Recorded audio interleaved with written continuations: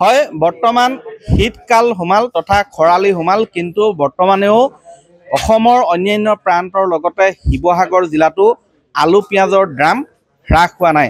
স্বাভাৱিকতে শীতকাল তথা এই নৱেম্বৰ ডিচেম্বৰ মাহত জানুৱাৰী মাহত এই ছিজনটোত আলুৰ দাম যথেষ্ট হ্ৰাস হয় অসমত, কিন্তু এইবাৰ আলুৰ দাম হ্ৰাস হোৱা নাই।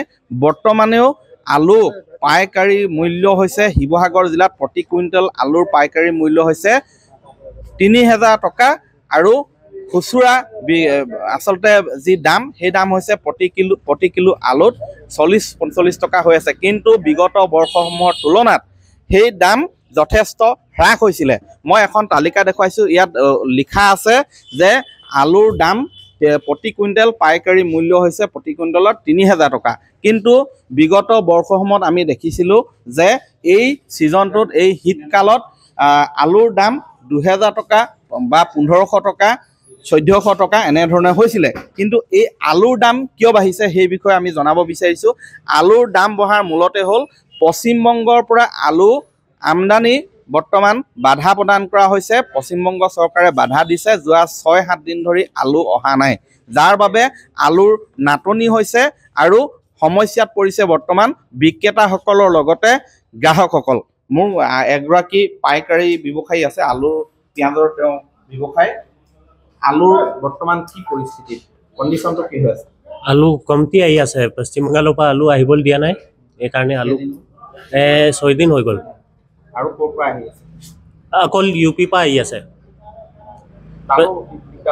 না তাতো দিগদাৰ হোৱা নাই, এইটো ২-৩ দিন পশ্চিম বেংগল বৰ্ডাৰত ৰখাইছিলে, তাৰপিছত এইটো এৰি দিলে।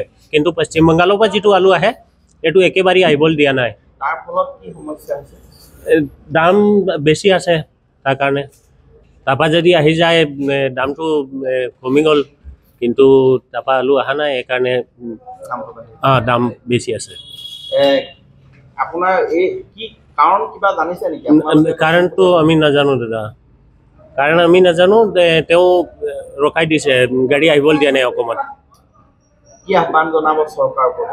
আলোচনা হওক, এইটো আলু আহিব লাগে, তেনেহ'লে দাম কমিব, নহ'লে বাঢ়িয়ে থাকিব। নহ'লেতো বৰ্তি থাকিব। হয়, এয়া স্পষ্ট কৰিছে তেওঁলোকে। দাদা আপুনি ক'ৰ পৰা আহিছে? মই ইয়াতে কাম কৰোঁ, ইয়াতে থাকোঁ। হয়, কি সমস্যাত পৰিছে? আলু নাহিলে কি সমস্যা? আলু নহ'লে আমাৰো চলা মেলা অসুবিধা হ'ব। ধৰক আমি ইয়াতে কাম চাম কৰি থাকোঁ, যিহেতু তেওঁলোকৰো চলা অসুবিধা হ'ব। যদি আলু বিক্ৰী নহয় আমাৰ ঘৰ চলিবলৈ অসুবিধা হ'ব, তেনেকুৱা ধৰণৰ হয়। হয়, এই আলুৰ বৰ্তমান যথেষ্ট নাটনিয়ে দেখা দিছে।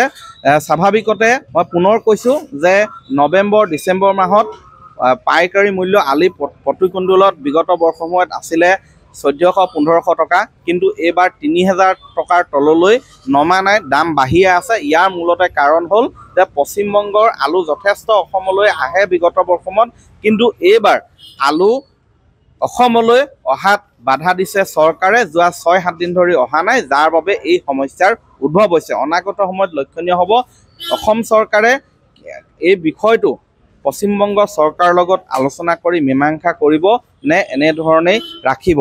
যদিহে এনেধৰণেই থাকে তেনেহ'লে এই বৰ্তমান খৰালি কালতো যথেষ্ট অসমৰ সৰ্বসাধাৰণ জনতা যে অসুবিধাৰ সন্মুখীন হ'ব এয়া নিশ্চিত।